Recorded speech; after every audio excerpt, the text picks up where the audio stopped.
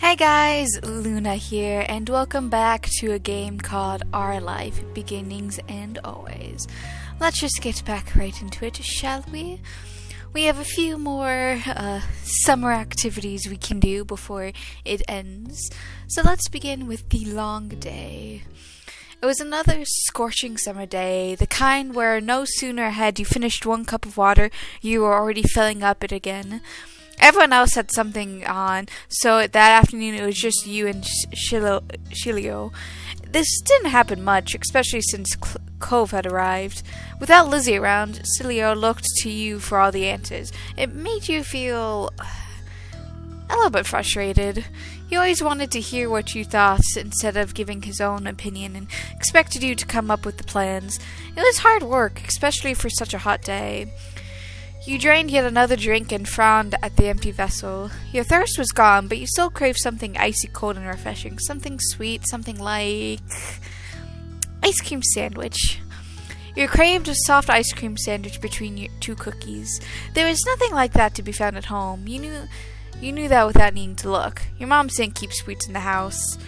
Outside, there was plenty of places where such goodies could be attained, but the shops were they were shops and demanded payment in exchange for their products. Aw, that's unfortunate. You voiced your predicament aloud. I want an ice cream sandwich. Silo, who had been draped over the sofa, perked up. Yeah, that sounds good. We don't have anything like that in the house, and I don't have any money. Oh, let me check if I have any. Shirley rummaged in the background, proudly produced an assortment of coins, plus one straight button. You set the button aside and counted the coins in neat piles, just over $1. You announced this to Shirley, who had almost certainly come to the same conclusion, but he'd been watching you expectantly. It's a start? Shirley beamed at you. We'll need to find some more. Okay. The two of you lifted couch cushions, stuck tiny hands down deep in crevices in the sofa and under furniture, and scoured the back of drawers. Most of what you found were useless or gross. Bent paper clips, fluffy wisps of dust or sandy crumbs, but every so often you would strike silver or bronze and add it to the growing pile of coins. Your mind wandered to the $20 bill tucked away in your room. It was enough for you and Silio to get whatever you wanted and more, but you didn't take it out. It was too special to hand over so freely. Besides, Silio would be more curious about where it came from and might mention your wealth to Lizzie, and the exchange had been a secret. Dusty and disheveled from checking every room and squinting into every tiny nook, the two of you finished pooling your finds. Shilio held his breath, and you can count the coins once again. $2.53 and 2 buttons. You didn't know where the second button had decided to join the party, but you were too pleased with your successful haul to throw it out. Is that enough? You figured he knew the answer without looking for you to confirmation, but the thrill of your success and the word that would follow canceled out any other feelings that you might have had about that. Yeah, you can now afford something at the shops. Just one thing, but that was infinitely better than none. Julia clapped his hands. Yay! The two of you dashed outside, the promise of a sugar boiled onto your destination where, breathlessly but happy, you stared at the overwhelming number of options. You knew what you wanted, but it wasn't you who contributed to the funds and treats. You seemed to notice your pause. Aren't you getting an ice cream sandwich? Shirley asked as though he was entirely separate from the decision, rather than someone who had a stake in the outcome. Do you mind? Shirley cocked his head to the side. It's your idea. You should choose. You tried to get something you both wanted anyways. It wasn't fair for you to be the only one who decided what he's been on the main... It wasn't fair to you to be the only one to decide when he'd been a main factor in making this happen. Some of the money came directly from his backpack. What do you like? All of them. They're so good. Press further. But what do you really like? Popsicles or ice cream? Which is your favorite? Aw, it's so hard to pick. I don't know. Frustrated, you cut into the heart of the matter. You want me to choose? Yeah. And that was that. You got the dessert you wanted originally in hopes Shirley would actually like it too. Finally, the reward for all hard work was in your hands. hands. You bit into the ice cream sandwich. The chewy chocolate biscuit complemented the creamy vanilla ice cream inside. You held it out to Shiloh so he could take a turn. He shook his head. You can finish it. You didn't want any? After everything he did to get it? That was weird. You tried to include Shilio. Even if Shilio said it was okay, every story you've ever seen on TV or read in a book said that the sharing was caring. You stood your ground, and even as the treat started to trickle dangerously towards your fingers. It's only fair that you have some. We both bought it. But you want it more than I do, and getting to play was a lot of fun already, so you can have it. That's more fair. You had it out to him. I want you to have some even more than I want to finish it, so eat your parts. Relenting, Shilio took the treat and gave it to a taste, and his eyes lit up. Thank you. It's really good, thank you. You smiled, pleased with your good deed. You picked the best one. Did you mean that? Shilio was always nice no matter what happened. Even if he hated it, you know he couldn't say so. Maybe he thought it was gross, and that's the real reason why he didn't want to take some. He had no idea. You studied him as he ate a little more. He had every appearance of enjoying himself. Still weird. The two of you began to head back home as he ate. You walked side by side on the shore in silence, but your thoughts kept drifting to the boy beside you. Why didn't he speak up for himself? It was almost as if Shilio didn't know how to say how he felt or was too afraid to.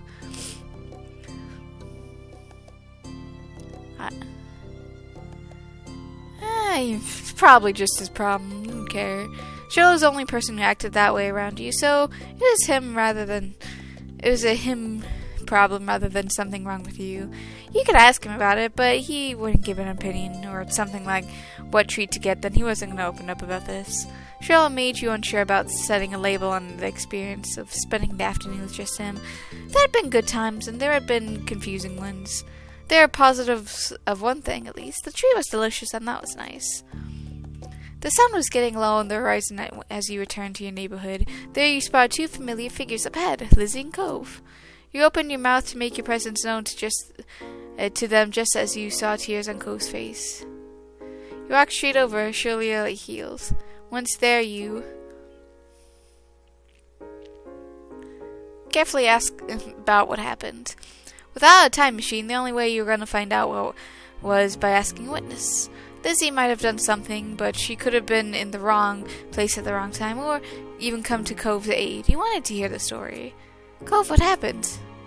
Luna, I got yelled at. You took a deep, steadying breath. Some grandparents got mad at me. That's always unfortunate. But it should be fun. It should be fun just to try and work things out, hopefully. It's not a good thing to get yelled at, that's for sure.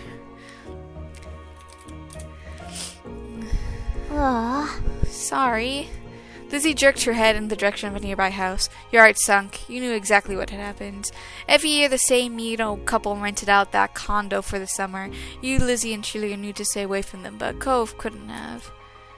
They're like that with everyone. Even your mom struggles to say anything nice about them, but the elderly pair particularly took offense to kids. Oh no. Yeah, Lizzie said. Lizzie drew herself up at that. She looked pointedly in your direction. I was helping. That's cool. Is there anything I can do? No. I'm just gonna stay away. Or you can teach him a lesson. There's a devilish glint in her eyes. Oh no, what is she plotting? What? You should ding-dong ditch them. Go ring the doorbell and run. It'll be great because they're so slow. They'll never catch you. I'm so dumb. I don't want to go near them ever again. You're just saying that because you're a chicken. Clove glared, but didn't take the bait. Lizzie turned to you. You're not chicken, are you? You rather just avoid them, to be honest. You look at the house. Behind those closed doors look two beings, rich in years but poor in patience. Maybe they deserve some retaliation. Maybe they didn't, but that punishment wouldn't be coming from you. It'd be safer to stay away from them. You could live without the hassle. I'm not doing it either. Another chicken for the coop. This is a hen house now. We're chickens. If you're a chicken, you're a lizard, Lizzie. She wagged her tongue at his face. Still better than a bird brain. Chicken. The canned the door open, revealing one of the two culprits. The old man's wizened face set a scowl, which was to say he looked exactly like he always did when he saw him. Maybe that was his normal face. What are you kids loitering outside my house? Or maybe he was just in a terrible mood. Nothing. Nothing? He repeated the word as if it was the greatest crime anyone could commit. Nothing good, more like it, get lost. It wasn't as if he owned the space outside the house, but Cove's eyes, so red from earlier in tears, were wide, and he thought it would be best to hear the old man's commands. Lizzie took off, with Shirley immediately trailing after her with so much as a glance back in your direction. So much for your friendship. You waved your arm at Cove, summoning him to follow you, and ran after Lizzie. The old man's hollers propelled you all from the street to the sanctuary of the hill.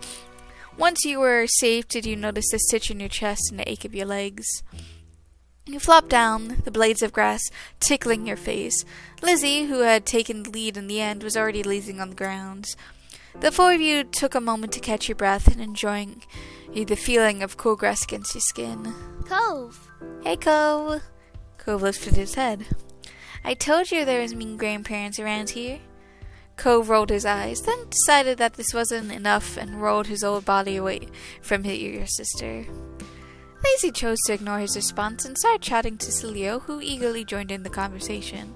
In the back of your mind, you knew that you would be second fiddle again to Celio once Lizzie came around. It was always went like that. And it was fun, you thought. Charlotte could prefer Lizzie as much as he wanted to. You closed your eyes and laid on your side and relaxed. Some time passed with you like that, and felt good to take a real break. You moved onto your back with a small smile and looked at the darkening sky. The blanket clouds reminded you of a thick throw you curled under on cold, rainy days. You wondered if the clouds would be as soft. The lazy floated by, spitting from each other, merging and morphing into new shapes. Saw a dolphin. You saw a dolphin leaping through the sky. You nudged Cove and pointed it to it. Look, a dolphin! Cove joined you in gazing upward. Yeah, I see it. Really? No, but I like dolphins. Hey! You checked out your reaction.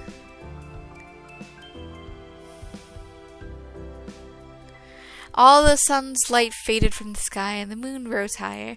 Lizzie got to her feet, dusting the strands of grass from her bare legs, and surveyed her surroundings. The ocean, visible from the crest of the hill, beckoned with every sweep of the tide. Let's go to the beach! There was no argument from the other two. Celio still Celio, and Cove would never say no to going to the shore. He was a child of the sea. You were happy to do what the others wanted. The beach wouldn't necessarily have been where you chose to go next, but if that was what the others wanted, then you weren't going to spoil the fun. You stepped onto the sand for the second time that day, but it felt different that night. The beach was nearly quiet at this hour, abandoned sandcastles and footsteps in the sand, too big to belong to any of you, but were the only indication of how busy it had been hours earlier. The four of you kicked your shoes off and removed socks and walked along the water's edge, and the waves tickled your feet. I wonder what would happen if you tried to take a bath in the ocean with shampoo and everything. That'd be bad for the fish. Jeez.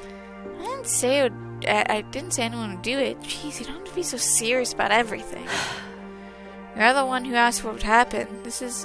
That is what would happen. It would hurt the fishes. I like bubble baths at home. They're a lot of fun. Me too. Bubble baths are luxurious. Never heard Lizzie use that word before. Mommy loves to have bubbles in her bath. She'll turn off the lights and have candles. I'm gonna do that next time. Hey, when's your mom coming to pick you up anyway? Not for a while. She's busy. What about your dad? How come you never talk about him? Nobody does. Don't you know you're not supposed to ask something like that? Why would someone want to talk about something they never talk about? You kept your eyes on the ground, watching your toes get swallowed up by waves. Even if Shirley never seemed upset when this topic came up, it made you feel awkward just for having both of your moms. It's okay. I like Lizzie and Liam. I don't have a great dad, but But, I don't have two moms. I just have one. She's really great. Oh, sorry. I have one now, too. My mom isn't here. She's back at home. It's just my dad with me. Sorry. Aw, I never had a dad or anything, so I don't feel bad. It's just really sad your mom's gone. Cove nodded.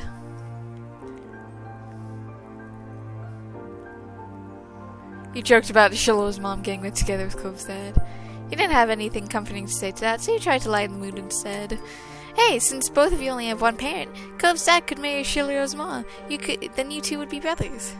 Cove stopped abruptly, his face set hard. No. My dad isn't gonna do that. Shiloh tugged at the rim of his hat. Neither's my mom. She doesn't want to marry anybody.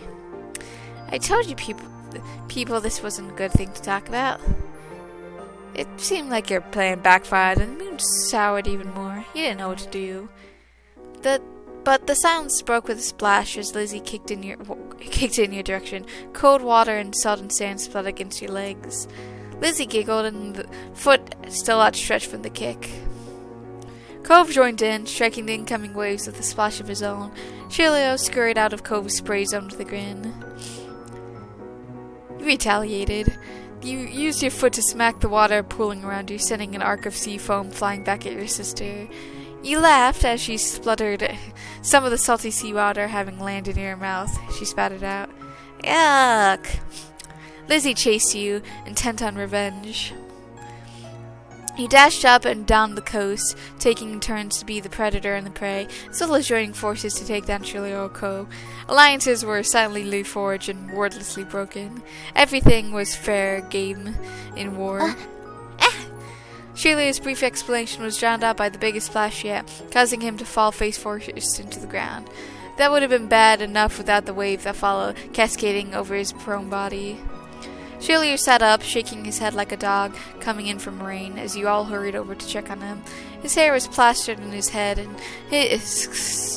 and his soaked clothes clung. If there was any part of him that was still dry, you couldn't see it. That was crazy. Are you okay? Yeah, my foot got stuck and I fell over. You Dumbo. Way to go, Shiloh, you Dumbo. You offered to help him some help up. Shiloh didn't take your outstretched hands. After a moment, you dropped it. Lizzie was too busy snickering to notice and held her hand out to Shiloh too. He reached over and took it. Slowly he started to push himself from the ground. Then he slipped on the slick sand, dragging him and Lizzie down. Just in time for another wave to hit. The water rolled over them. Sorry. What were odds of that happening twice in a row? You thought they must be low, but there was no way Shiloh would do something like that on purpose, then pretend it was an accident, especially not to Lizzie. Even if your relationship with Shiloh felt unclear, you did at least like her a lot. Lizzie was his favorite, right? Smiling boldly, Lizzie extracted herself from the ground and wiped a streak of sand from her cheek. She didn't intend to let this embarrass her.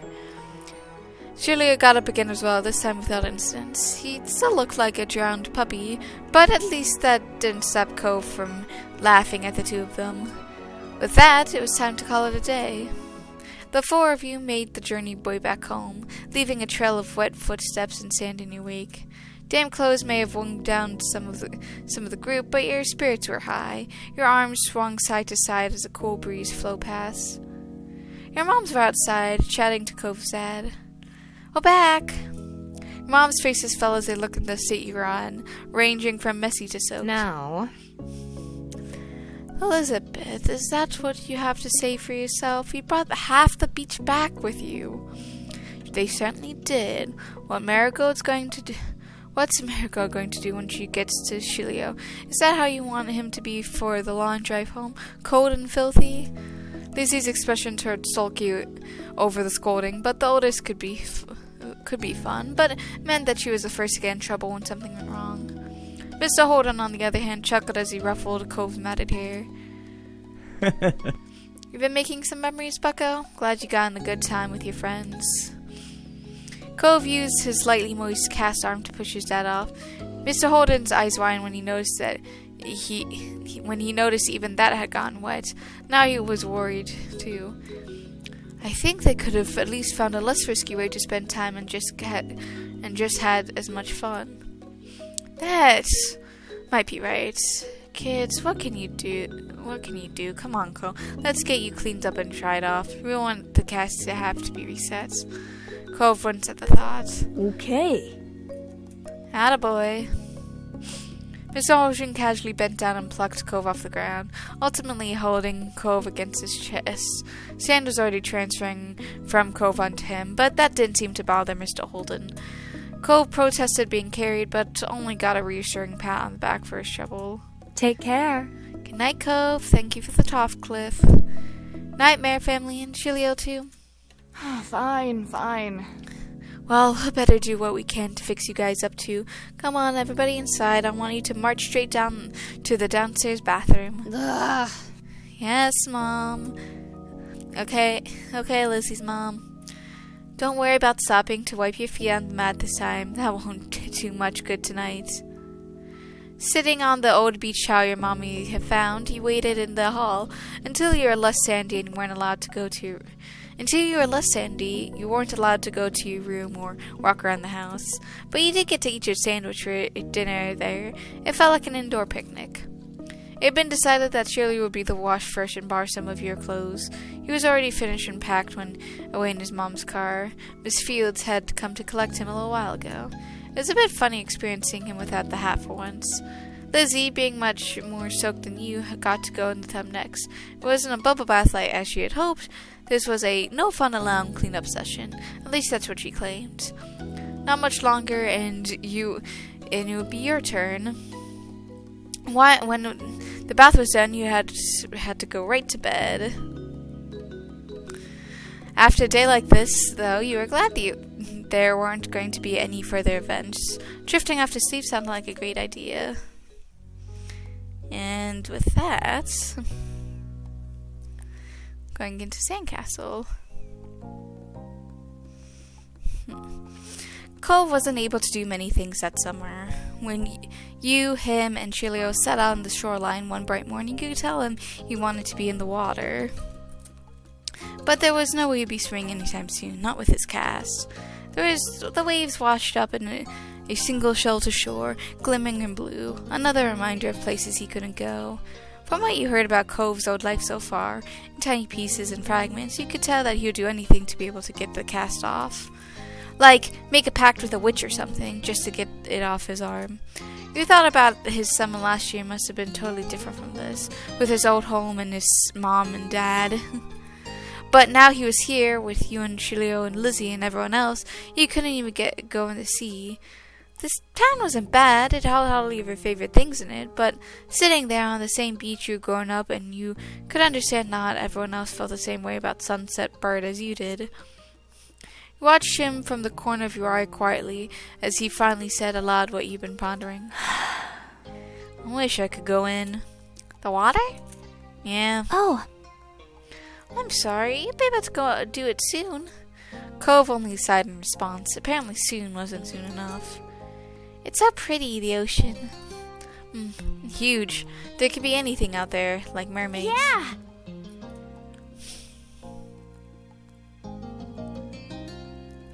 I wish you didn't have the cast. Me too. Obviously not interested in hearing much more of your input on the situation, Cove turned back to the water. But as he looked away, something about Chilio's slow, careful movements caught his eye. Hey, are you building a sandcastle? Sort of. I was only playing around while you were talking. I'm listening. Maybe I could too. I've only made big piles before. It's really nothing special. I'm sure you'll be good at it right away. Well, how do you do it then? Chilio's cheeks lit up. You can tell he was a little bit more uncomfortable to have Cove's expression stare at him. I'll play too. I like making sand stuff. Okay. He put his hands back to the seashells and sand and nodded. I don't do it a lot. Here's how I like to get the house started. Chilio, focused more intently than he ever seen him, guided Cove through the process. You have to use your own method.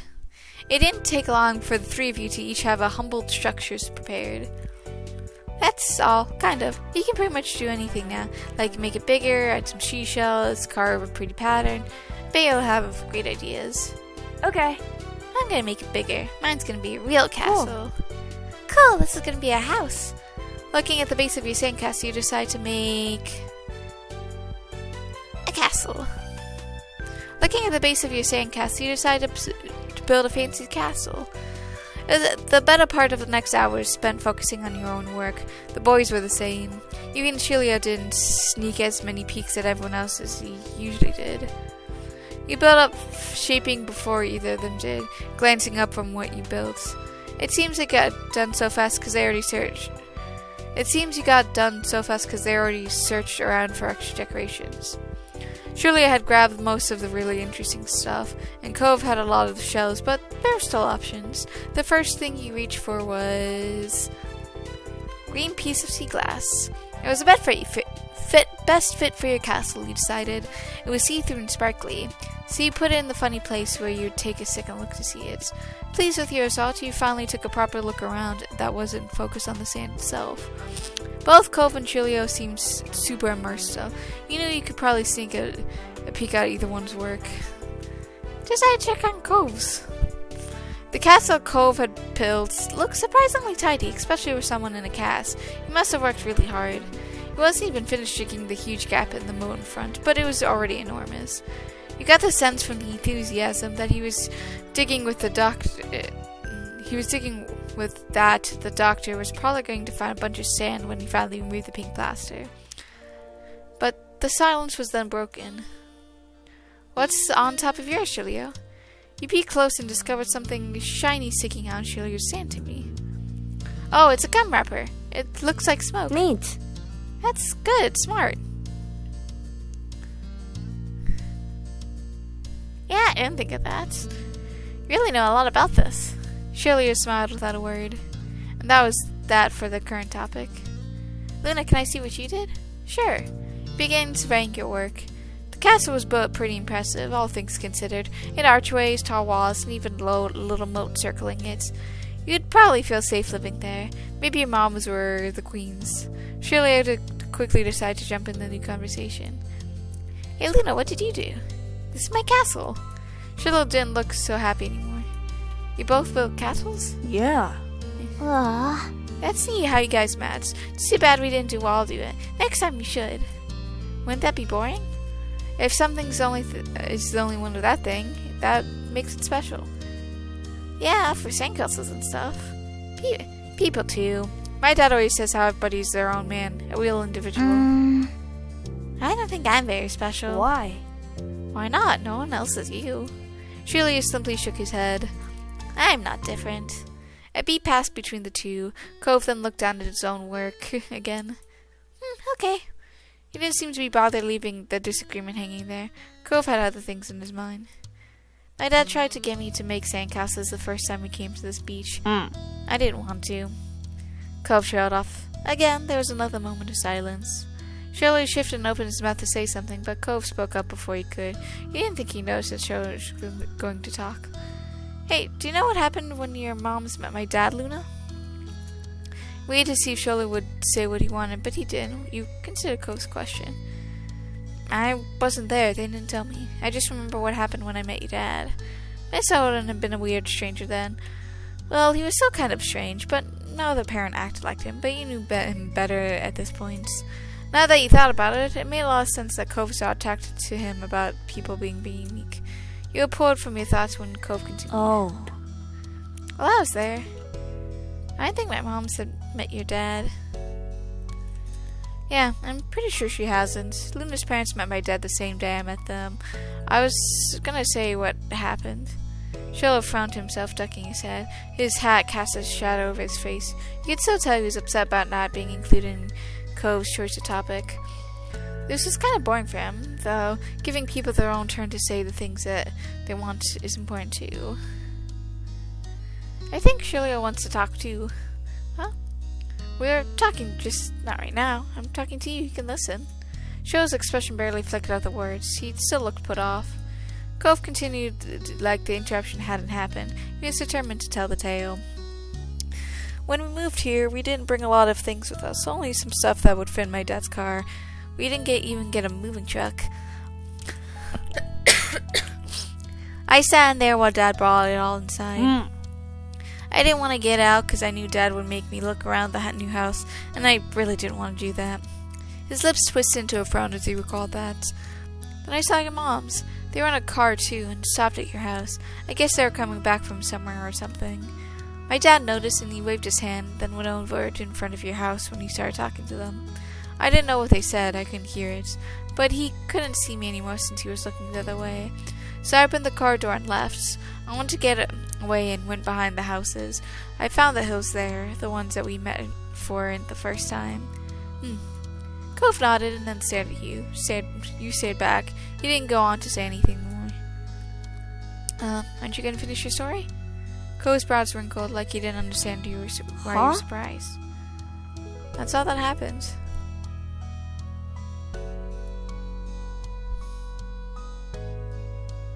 Okay. What is it? What? You said that on the way away. I don't think I did. Cove narrowed his eyes at you, suspicious. Shirley's mouth twisted in a scowl of disbelief, but said nothing. Why'd you bring it up anyway? There was a slight shrug of Cove's shoulders. Well, I was thinking about it because of the Sandcastles. Made me remember when I moved here. Dad showed me the beach first before we went back to the car to unpack. He was really excited about it for some reason. Cove's brows furrowed a little bit more as he quietly raked his hands through the sand. I get it.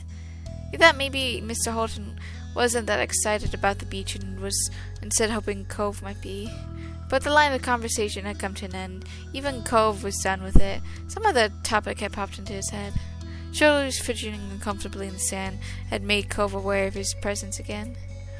They looked at each other, and you could only wonder what this might be about. Hey, Cheerio. Yeah? Why are you turning so red, even when nothing's happening? Clearly startled, or jerked back. Neither you or Shirley had expected that to be how he got included in the conversation again. I don't know, I guess. Okay, it's kind of weird.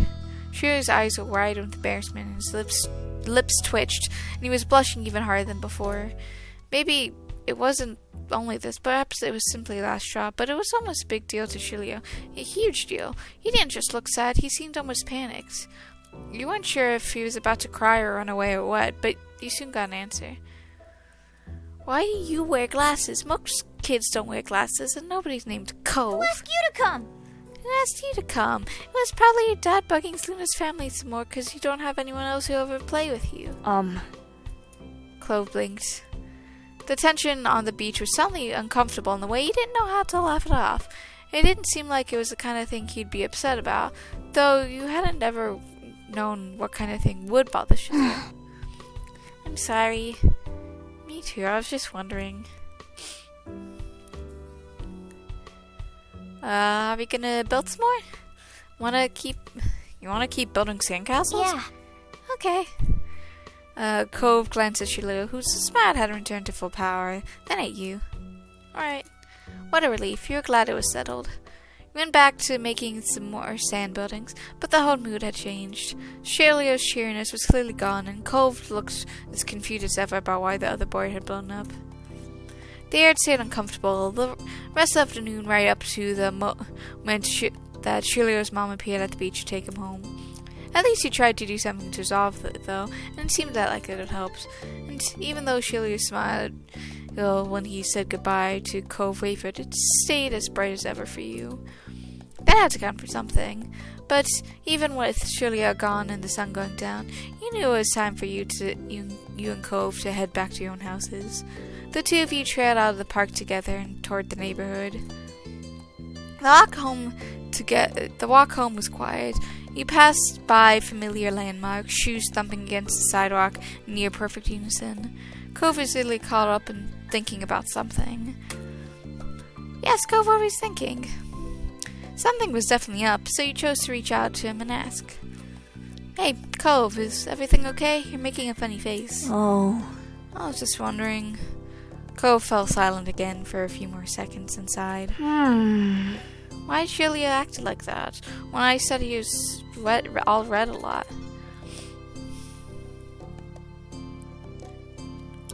He gets embarrassed. Embarrassed, but I didn't say anything that bad.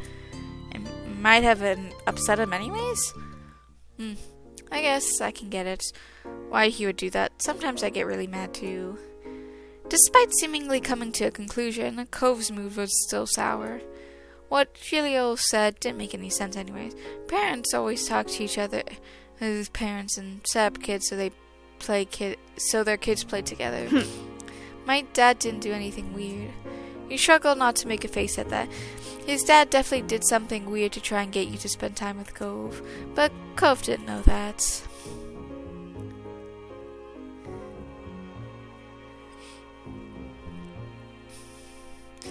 Your dad does do stuff so you will hang out with my family, but Julia shouldn't have said that. Cove's shoulders relaxed. You hadn't even noticed that he did stuff. Yeah, that's what I thought too. Anyways, I knew the whole time Julia wouldn't have been saying those things like that. He nodded but didn't speak. You kept your eyes firmly on the ground. By now the two of you were on the sidewalk near your houses. It was time to part ways. Bye, Cove. Your parents hadn't planned anything else for you, though you knew that you would see him eventually. Cove nodded, already turning away. Bye, Luna. You made your way to the house at a leisurely pace, going up the driveway to get to the front door. Before you went inside, you looked back. Cove was halfway to his house, his hands shoved into his pockets. You still felt a little unsure about what you were supposed to do about the deal Cove's dad had offered. You didn't want to say anything bad or something you shouldn't. You might change your mind sometime. There was always tomorrow after all. But for now, it was definitely something that you kept to yourself. With a final look, you went inside your house. And with that, let us do the Fireflies. All right! Tonight, we're going to catch fireflies. At this blunt declaration from your sister, you looked up from your macaroni and cheese dinner. Fireflies were a familiar sight over summer, coming out on warm nights to dance through the sky. Tonight was particularly balmy. You knew that there was bound to be a ton of them around. Oh, are you? You started eating faster. Your grin curved up his lips as he started to eat a bit faster, excited for what was to come. It seems like you were too excited, however, as you started to choke and cough on your food from shoveling it down so quickly. Mommy reached over to pat you on the back, firmly helping to dislodge the noodles and enable you to breathe again. You took a big gulp of water from your glass, giving your mom a sheepish look. Oops. That's a good idea, Lizzie. Can we, Miss Mayor? Julio tapped his fork against the table excitedly as his face lighting up as he looked at Lizzie. It was unusual for Julio to still be here. Like always, his mom had to bring him over really early in the morning before her job started. But normally she would have picked him up by now. She called before dinner to let your mom know that she'd be late. You didn't hear why. Probably more work things. I thought maybe getting to hang out with Julio for longer is what made Lizzie want to keep running around outside. Staying at home and watching TV was never an option for her with guests over. That's why you were pretty sure she would get your mom to agree. Well, it's already dark out there. Lizzie gave Mom the best puppy dog eyes she could, slowly spooning mac and cheese into her mouth while he waited there for their response. There. Let them go. Nights like this don't always happen every day. Your parents exchanged a look, and then Mom eventually sighed and nodded back. Yes! Along with Lizzie's cheers, you threw up your arms in triumph, but waited until you finished chewing to say anything, because you knew that would be rude to talk with your mouth full. Fine. Fine. Just make sure you stay on the hill behind our house with all the poppies, okay? Duh, Mom, that's where most of them are. The idea had only been planted in your head, but you already could just tell from just the picture of all the glowing lights spreading out in front of you, like the fairies from the bedtime stories Mommy reads sometimes. All too quickly became a race to see who could finish their food first. No choking on the dinner table now. That's right, if someone died, we'd have to cancel the Firefly trip after all. Mom said it like a joke, but you knew that they were both telling your kids to slow down. Julio did immediately, and when you glanced over to Lizzie, you saw her still eating faster than she should. Elizabeth. jeez. No one's gonna die, sheesh. I knocked on the door and interrupted Mom before she had no doubt scold your sister. I'll get it. Your big sister jumped out of her seat and ran over to the door, pulling it open, without even looking out the window to see who it was. Huh? You shifted in your seat to try and get a glimpse of the unexpected guest. Hi. Good evening, Cove. Your mommy had already walked to the door by the time you managed to see past Shirley's floppy hat. Cove? You had no idea why he was here all of a sudden, but you supposed it wasn't worth worrying over. Instead, your eyes landed on Lizzie, who was looking at Cove like he had come here specifically to ruin all of her plans. Then, for a few seconds, Cove said nothing. He only stood there and looked up at your mommy with a face almost like he was considering turning around and leaving. My dad told me to drop this off because I guess he borrowed it from you. Cove turned a familiar screwdriver from out of his large side pocket, eyes now dropped to the floor. He left ours back at home when we moved. Great, thanks, bye! Thank you. Here, why don't you come inside for a bit? Lizzie crossed her arms and lifted her chin. Cove shrugged, and Mom stood from the table to you. I'll give you Dad a call to let him know you got here all right. Cove shuffled fully inside. Eyes remained on the ground. Mommy closed the door behind him. Hi. Hi, Cove. Jill gave Cove a friendly smile when waving by, holding up his hand and opening and closing his fingers. Cove nodded in response. Cove, are you going to catch fireflies with us? You could see Lizzie eyeing you for mentioning the excursion to an outsider, but she got over it. If Code said no, you'd understand, though catching fireflies wasn't something that everyone liked to do. Okay. I want to see them. I never caught one before. It's too bad he didn't have a chance before now. The fireflies weren't out when he first moved in, and there must not have been anywhere he used to live. You can't go until after dinner. After she pointed this out, Lizzie walked back to the table and took her seat.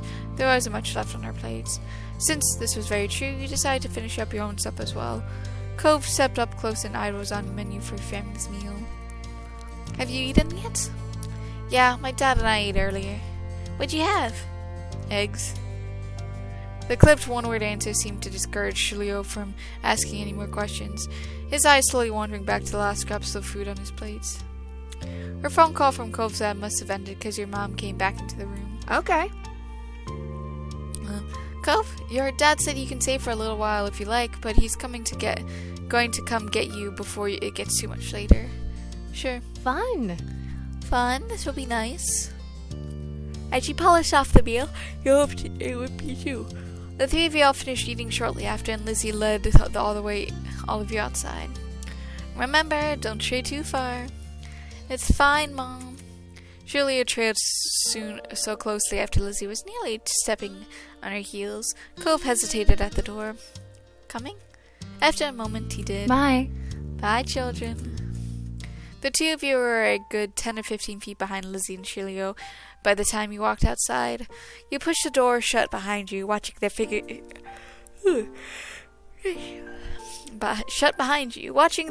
get farther and farther away. Hurry up!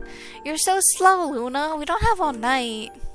You started to run when you heard Lizzie's voice calling to you, but paused when you saw Cove still walking at a relaxed pace. You walked with him. You suppose there wasn't any real hurry, and you knew it would be bad to leave him behind entirely. The two of you followed after footsteps. Lizzie and Shulio left behind until you reached the hill behind your house. Lizzie had already climbed to the top. Shulio was spinning in circles somewhere around in the middle. Upon seeing the gently glowing, winking lights as you moved a bit faster, eyes widening in delight. Wow. Shulio took a moment to come over and welcome the both of you to the hill. Hey guys, it's really great out, huh? See how many there are? Yeah. Firefly danced through the air, landing on Cove's sea green head.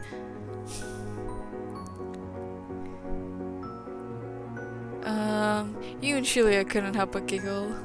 Cuffing your mouth with a hand, the sound escaped you, and Cove looked at you in confusion. What? You gestured to his head, and he reached out, making the firefly dart away. Cove jumped, then followed after the glow. Oh, Look, Lizzie has one. That's amazing. Shirley ran to the highest point of the hill, making sure not to lose his hat or backpack along the way. You hummed as the group divided and conquered, shifting your gaze to a dozen of other fireflies sailing around. The game was on.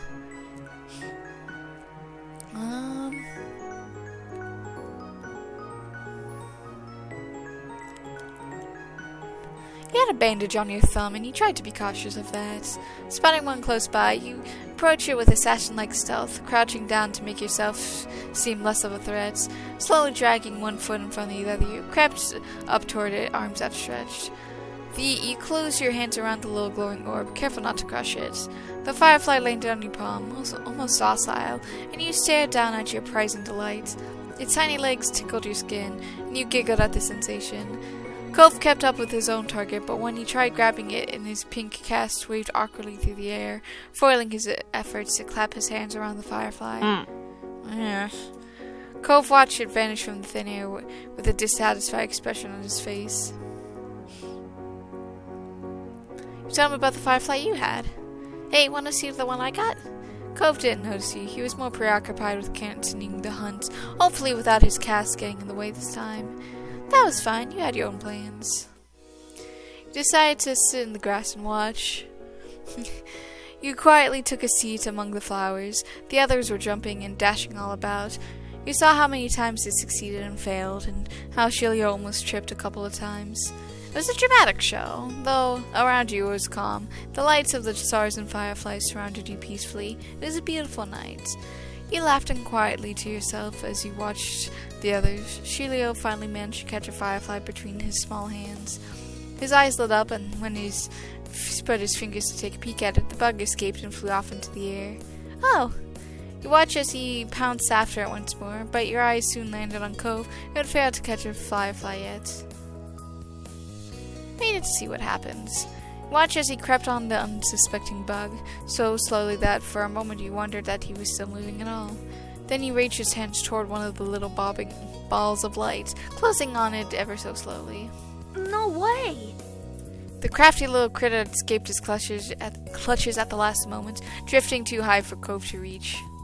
When Cove returned to hunting fireflies, you sat for laying back against the soft grass, watching the poppies sway around you, and the fireflies hovering against the vast sky. Come on! Luna, Cove, get up here, we're gonna have a race.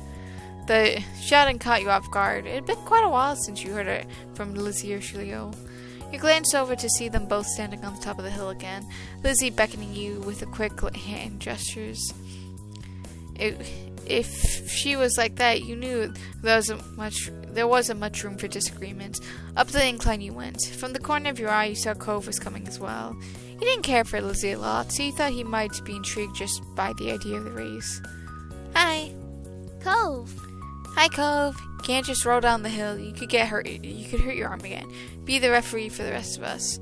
As Lizzie pointed this out, Cove froze in pace. Oh, it's that kind of race. You frowned and down at his cast. This is the second time it got in the way tonight. And this wasn't even the first time she had asked him to be a referee for one of her son races. What? Yeah, you're watching so you get to the bottom first. That's important, got it? I guess. The cast was sturdy, so if he'd be careful he could have done it. Lizzie might have just already been looking for a reason to make someone else the referee, but it was already decided. I'll stay with Cove. Really? Why? You don't have to. It's okay, I want to watch. You moved beside him on the top of the hill, even though Lizzie eyed you and made a face. That's not how races work. We only need one referee. Shrugging your shoulders, you refused to budge. Lizzie let out a huff before throwing her hands in the air. Fine, I'll be the winner, whether you joined or not. Lizzie moved to lay down, and Shilio did the same. Cove stood slightly to the side to get a better vantage point, and you stood next to him. Countdown! Cove stood up a little straighter, and it seems like he was taking his newfound referee's duties slightly seriously. 3, 2, 1, go! Lizzie and Shilio took off, letting gravity do the work and rolling at high speeds to the bottom of the hill. You and Cove leaned forward to watch them go, eyes peeled for which of the two of them would reach the bomb first. They were both neck and neck until about halfway down Lizzie started to veer off to the side, giving Shilio a huge advantage. She obviously hadn't noticed a thing, and as Shilio reached the bottom of the hill, he jumped up excitedly and threw his hands in the air. I won! Almost immediately, he fell back onto the grass, still dizzy from his roll down the hill. Lizzie stomped out of the bush she had ended up in, sputtering angrily and brushing leaves from her front of her dress. Not bad, you got lucky. Let's do it again and see who wins for real. Kids, it's time to come in. Ugh. Oh. You snickered, feeling grateful he hadn't been part of the mini debacle. He caught Cove's eyes and saw that he was doing the same. It got late and it was beginning to feel just a little bit chilly as you made your way up and out of the hills, but the cold air hadn't dampened anyone's spirits. The four of you walked back home together side by side down the neighborhood street, discussing the evening, with each person trying to prove that they're the one that caught the most fireflies. You knew that whoever really did catch the most didn't matter much anyways. All that mattered was that you had a good time, which, judging by the smiles on everyone's face, you did. And with that, I'm going to save this here. Next, we're going to be growing up. So I hope you guys have a good day, night, week, month of your lives, and I hope to see you guys next time. Bye-bye, everybody. Hope to see you soon.